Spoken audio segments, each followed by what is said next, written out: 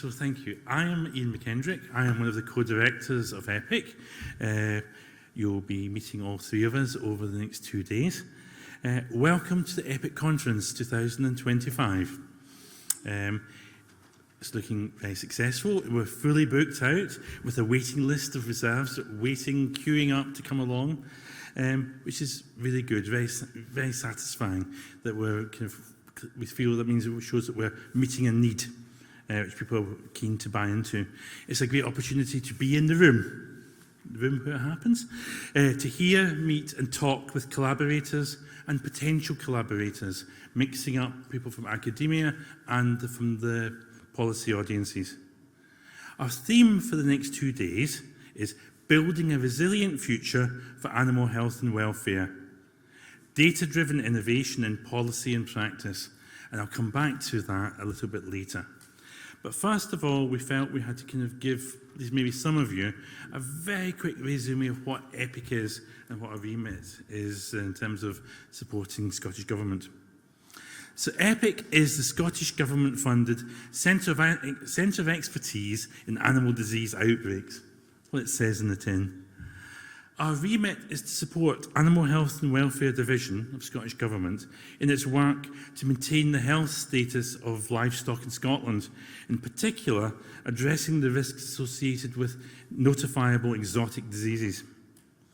In the current EPIC programme over the last few years, we have addressed questions around high pathogen avian influenza, blue tongue, African swine fever, and just to make our year, foot and mouth disease, while maintaining a watching brief on other pathogens, such as those that are causing epizootic hemorrhagic disease, and looking at other, perhaps, less nationally, so certainly not notifiable issues like sheep scab. It's all part of the mix.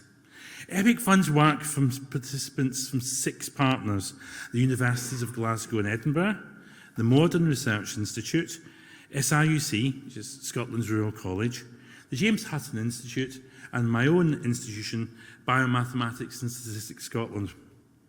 And that pulls together expertise in veterinary epidemiology, mathematical modelling, statistics, economics, social science, ecology, and science policy brokering.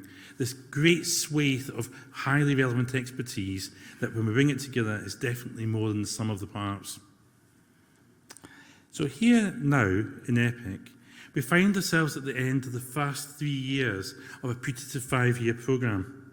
So having been reviewed by RESAS, our funder, and assessed as indeed delivering well, this is good, we have a contract for a further year, and the intention is for us to continue for a 5th year beyond that. So we felt that this is a good time to look forward, and we've chosen today to focus on data-driven innovation. Now this includes machine learning and artificial intelligence, or rather automated cognition, as I heard somebody refer to it recently, which I personally thought was actually a really nice recalibration with what AI actually is doing. And obviously, these are all very fashionable themes at the moment, and then most recently have obviously been flagged by the UK government as pivotal to some of their strategies for the economy and for the running of government. But we want to explore wider options as well among the use of data in different ways, possibly some which will integrate with AI.